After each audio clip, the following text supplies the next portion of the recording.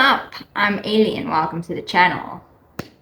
You know when you buy a coloring pencil set and you very quickly run out of certain colors, they go so small, and then you've got other pencils that are super long? Well, I've wanted a reason to use those really long colors for a while now, and today is the day, neatly packaged in a 3-color challenge. This is my coloring pencil collection. In total, I have 3 sets: Prisma's, Colleen's, and Deli's color and coloring pencils. And I start the process by separating the obvious shorter pencils from the rest.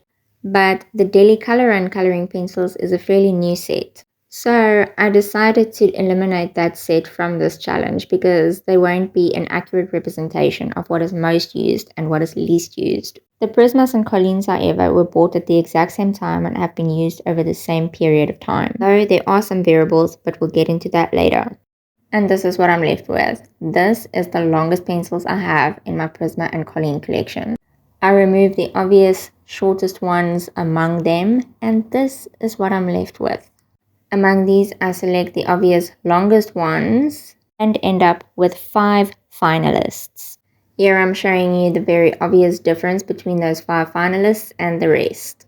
Among these, there were 2 very obvious candidates, but the remaining 3 were not so obvious. But after closer inspection, it is obvious that this brown is the longer one among them. And there you have it, my 3 least used colors.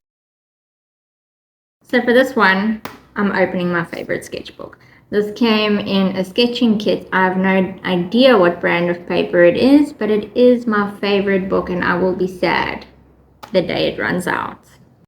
The colors in question, it would seem, is a type of light brown, orange, and a cream or beige. These colors brought to mind one thing: something in darkness illuminated by some light. And it's great practice because it leans into a bit of background and cast light, which is something that I've wanted to practice for a while now. I tried the brown, but then decided to cover everything that is going to be illuminated by the light in cream color first, so that the brown is a little bit diluted over top of it. Because this brown is very light and is going to act as the darkness around the illuminated area, and I didn't want to lose the contrast. And while I was happily implementing this technique, there was one tiny little detail I didn't pick up on until much later.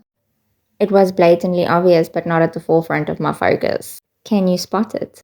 While you try and figure it out, I go in with the second layer, and the brown color was indeed diluted over the lighter base layer. But that tiny little detail had a bit of an impact on my vision. Have you guessed it yet? Turns out this is yellow. Not beige or cream, but yellow. And that is messing with my whole color scheme here that I had planned.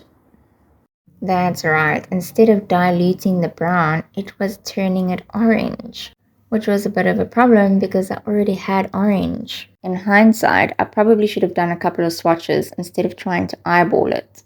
But it is what it is, and I need to march forward. I used the orange to highlight the parts that would be directly hit by the light, but decided to continue on with the background first before doing anything else on the character, and surprisingly, it's turning out pretty well, and all I had to do is trust the process.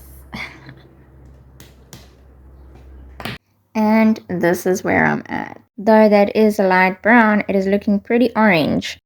But it doesn't really matter. The concept is shining through, and I didn't lose the contrast. So I feel it's working out. And here she is in all her orange glory. So, it is the next day, and I finished the drawing last night, and I am really happy with the outcome. That is last week and this week. That is 2 for 2 now. So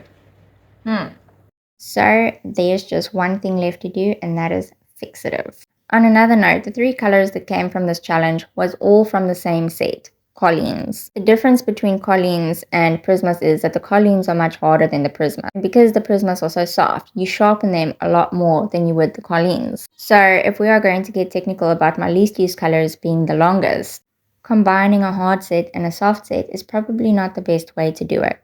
But for this round, it will do. Maybe I'll try this again with the individual sets, because I did really enjoy the limited palette. And that's it. Thank you for watching.